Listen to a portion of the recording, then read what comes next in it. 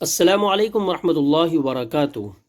محترم حضرات، معزز خواتین، عزیز طلباء و طالبات، آج کے سبق میں ہم تلاوت کے ساتھ ساتھ اب تک کے جتنے قواعد ہم نے پڑھے ہیں ان تمام قواعد کا اجرا کریں گے۔ خاص طور سے وہ قواعد جو ہم نے بالکل آخر میں پڑھے ہیں ان پر زیادہ توجہ ہوگی، ان پر زیادہ فوکس ہوگا، تاکہ وہ قواعد جو چند دن پہلے ہم نے پڑھے وہ اچھی طرح ہمیں یاد ہو جائیں۔ اعوذ باللہ من الشیطان الرجیم، بسم اللہ الرحمن الرحیم۔ وقالت طائفة من أهل الكتاب آمنوا بالذي أنزل على الذين آمنوا وجه النهار واكفروا آخره لعلهم يرجعون۔ طائفة یہاں مد متصل ہوگا، اس لیے کہ حرف مد کے بعد حمزہ اسی کلمے میں ہے، اس کو مد واجب بھی کہتے ہیں۔ اس کو 2.5 الف کے برابر کھینچ کر پڑھنا ہے۔ طائفة من، یہاں ادغام مال غنہ ہوگا، اس لیے کہ دو پیش کی تنوین کے بعد حروف یومن میں سے میم دوسرے کلمے میں ہے، اس کو ادغام ناقص بھی کہتے ہیں۔ من اہل الکتاب، یہاں اظہار حلقی ہوگا، اس لیے کہ نون ساکن کے بعد حروف حلقی کے 6 حروف میں سے حمزہ آیا ہے۔ اہل الکتابی میں الف لام کے بعد حروف قمری میں سے کاف آیا ہے، لہٰذا الف نہیں پڑھا جائے گا، صرف لام پڑھا جائے گا۔ بالذی انزل مد منفصل ہوگا، اس لیے کہ حرف مد کے بعد حمزہ دوسرے کلمے میں ہے۔ مد منفصل کو مد جائز بھی کہتے ہیں، اس لیے کہ اس میں 1 الف کے برابر مد کرنا بھی جائز ہے۔ آمنو واو مدہ ہوگا، اس لیے کہ واو ساکن سے پہلے پیش ہے، واو مدہ کو 1 الف کے برابر کھینچ کر پڑھیں۔ وجہ، یہاں پر جیم ساکن میں قلقلہ ہوگا، اس لیے کہ جیم ساکن حروف قلقلہ کے 5 حروف میں سے ہیں۔ الف لام کے بعد حروف شمسی میں سے نون آیا ہے، لہٰذا الف اور لام نہیں پڑھے جائیں گے۔ نون مشدد میں 1 الف کے برابر غنہ ہوگا، را باریک پڑھی جائے گی، اس لیے کہ را کے نیچے زیر ہے۔ وَكْفُرُوا، یہاں را پر پڑھی جائے گی، اس لیے کہ را کے اوپر پیش ہے۔ وَكْفُرُوا آخِرَهُ، یہاں مد منفصل ہوگا، اس لیے کہ حرف مد کے بعد حمزہ دوسرے کلمے میں ہے۔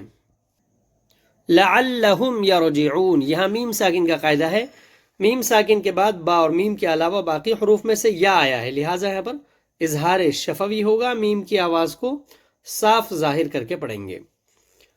یرجعون میں را ساکن پر ہوگی، اس لیے کہ را ساکن سے پہلے زبر ہے۔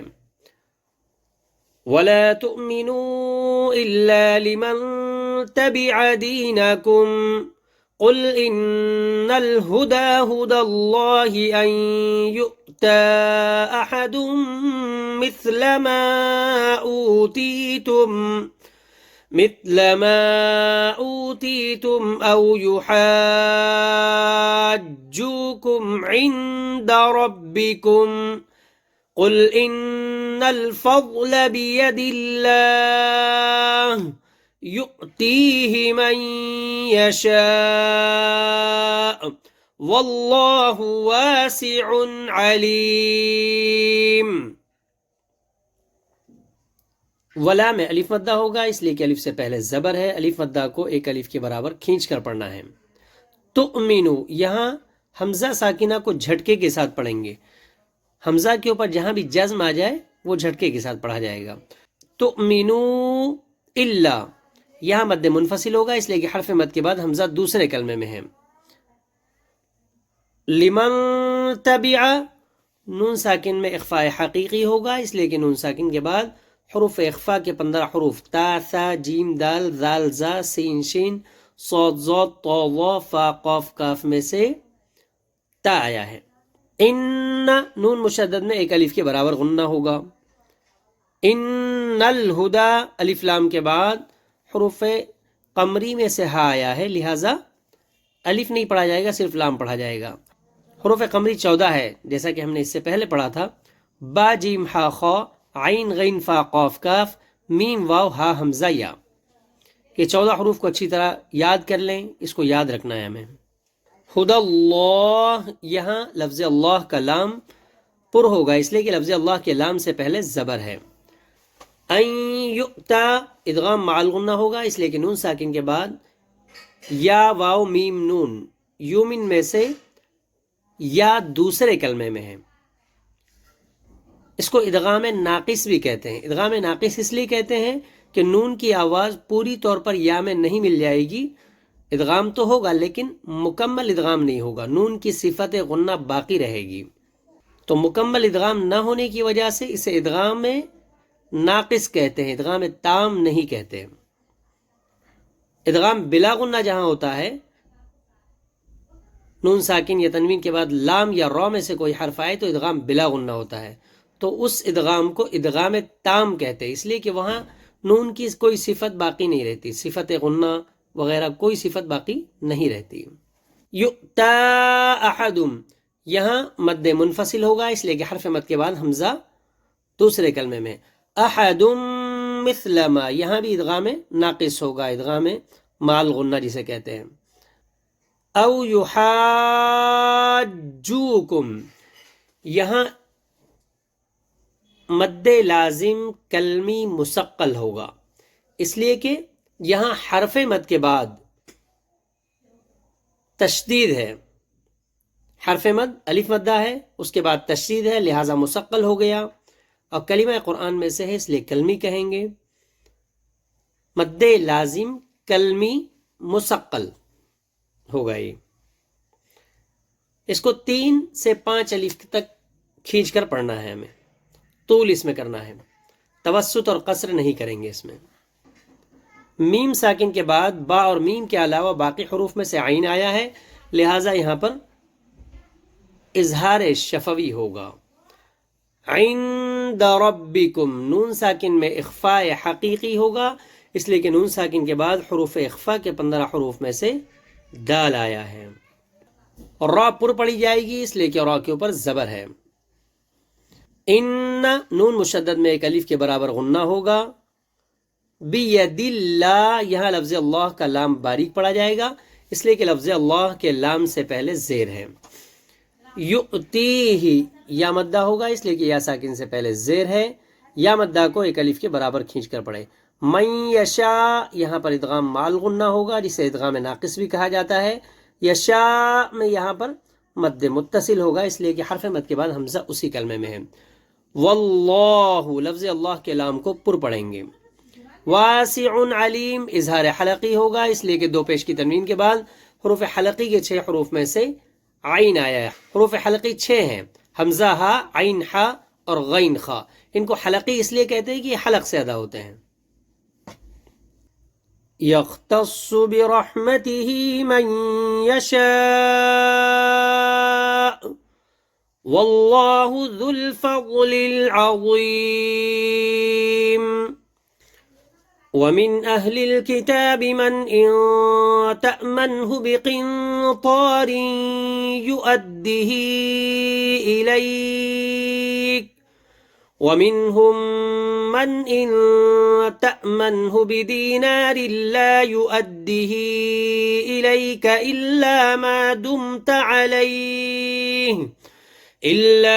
دمت عليه قائما ذلك بأنهم قالوا ليس علينا في الأميين سبيل ويقولون على الله الكذب وهم يعلمون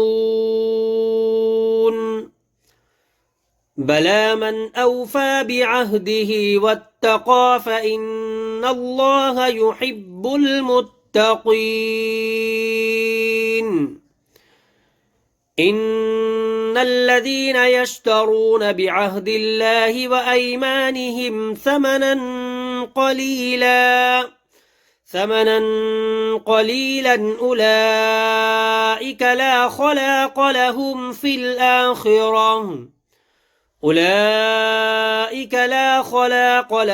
في الآخرة ولا يكلمهم الله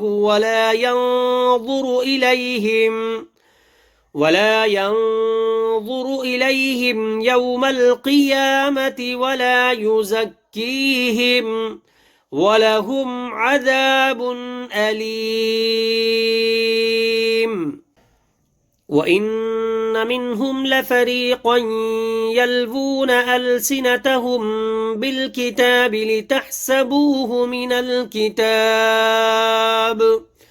لتحسبوه من الكتاب وما هو من الكتاب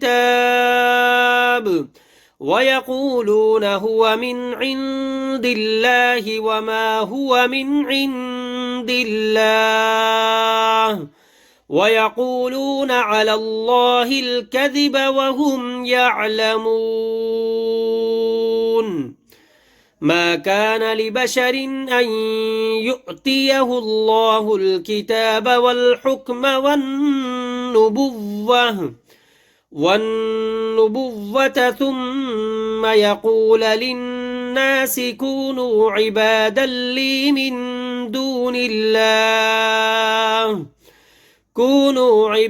لي من دون الله ولكن كونوا ربانيين بما كنتم تعلمون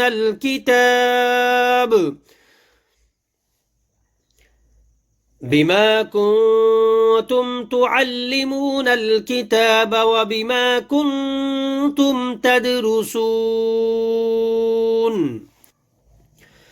ولا يأمركم أن تتخذوا الملائكة والنبيين أربابا أيأمركم بالكفر بعد إذ أنتم مسلمون وإذ أخذ الله ميثاق النبيين لما آتيتكم من كتاب وحكمة ثم جاءكم رسول مصدق لما معكم لتؤمنن به ولتنصرنه قال أأقررتم وأخذتم على ذلكم إصري قالوا أقررنا قال فاشهدوا وأنا معكم من الشاهدين فمن تولى بعد ذلك فأولئك هم الفاسقون أفغير دين الله يبغون وله أسلم من في السماوات والأرض طوعا وكرها وإليه يرجعون قل آمنا بالله وما أنزل علينا وما أنزل على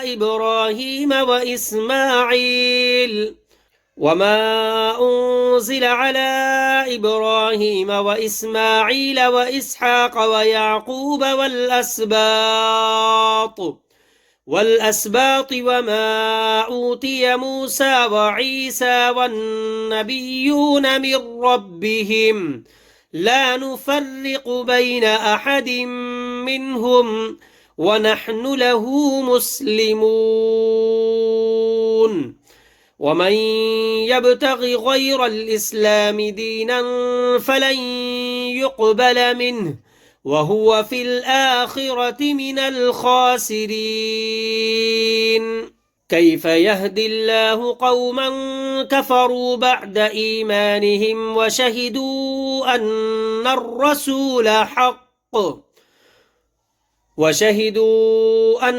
الرسول حق وجاءهم البينات والله لا يهدي القوم الظالمين أولئك جزاؤهم أن عليهم لعنة الله والملائكة والناس أجمعين خالدين فيها لا يخفف عنهم العذاب ولا هم ينظرون إلا الذين تابوا من بعد ذلك وأصلحوا فإن الله غفور رحيم إن الذين كفروا بعد إيمانهم ثم ازدادوا كفرا لن تقبل توبتهم وأولئك هم الضالون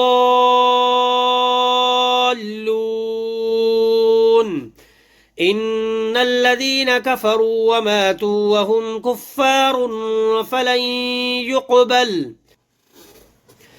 فلن يقبل من أحدهم ملء الأرض ذهبا ولو افتدى به أولئك لهم عذاب أليم وما لهم من नासिरीन।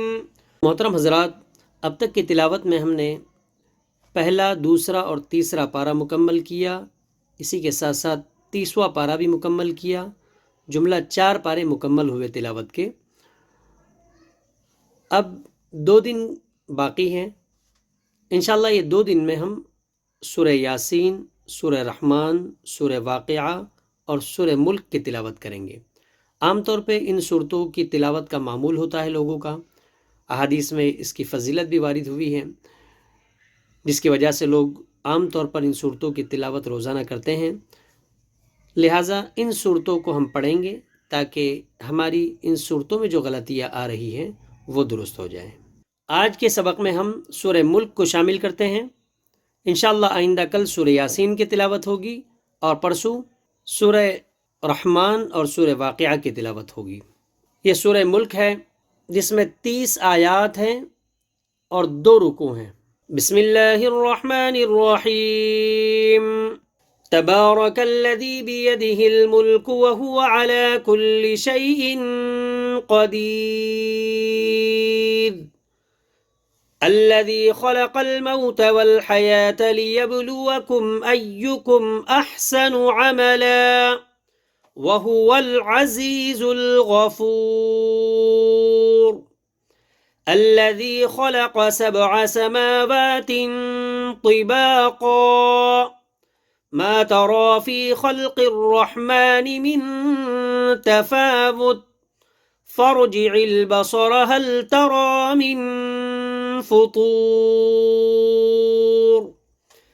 ثم ارجع البصر كرتين ينقلب إليك البصر خاسئا وهو حسير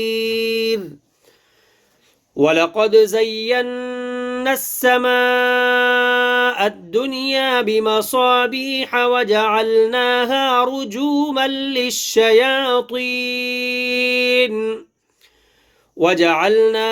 رجوما للشياطين وأعتدنا لهم عذاب السعير وللذين كفروا بربهم عذاب جهنم وبئس المصير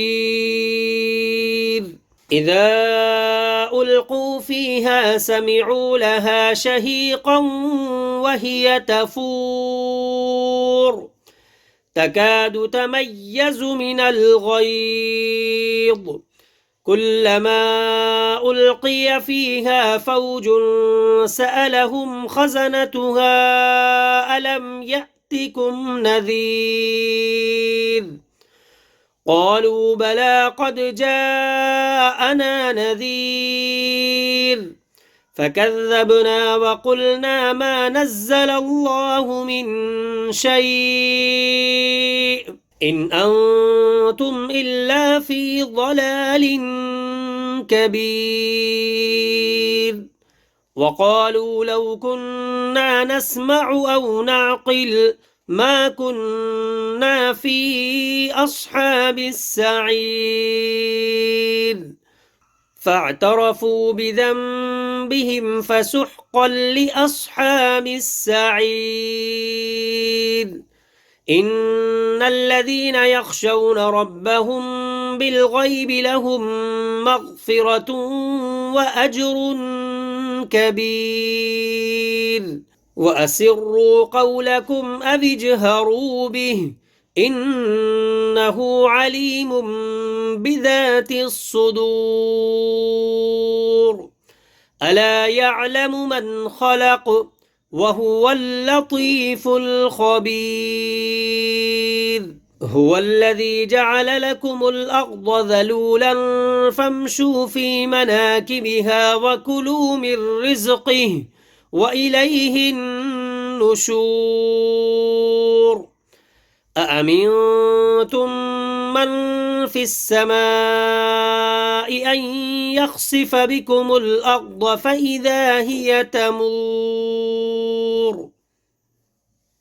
أم أمنتم من في السماء أن يرسل عليكم حاصبا فستعلمون كيف نذير ولقد كذب الذين من قبلهم فكيف كان نكير أولم يروا إلى الطير فوقهم صافات ويقبضن ما يمسكهن إلا الرحمن إنه بكل شيء بصير أمن هذا الذي هو جند لكم ينصركم من دون الرحمن إن الكافرون إلا في غرور أمن هذا الذي يرزقكم إن أمسك رزقه بل لجوا في عتو ونفور أفمن يمشي مكبا على وجهه أهدى أمن يمشي سويا على صراط مستقيم قل هو الذي أنشأكم وجعل لكم السمع والأبصار والأفئدة قليلا ما تشكرون قل هو الذي ذرأكم في الأرض وإليه تحشرون ويقولون متى هذا الوعد إن كنتم صادقين قل إنما العلم عند الله وإنما أنا نذير مبين فلما رأوه زلفة سيئت وجوه الذين كفروا وقيل هذا الذي كنتم به تدعون قل أرأيتم إن أهلكني الله ومن معي أو رحمنا فمن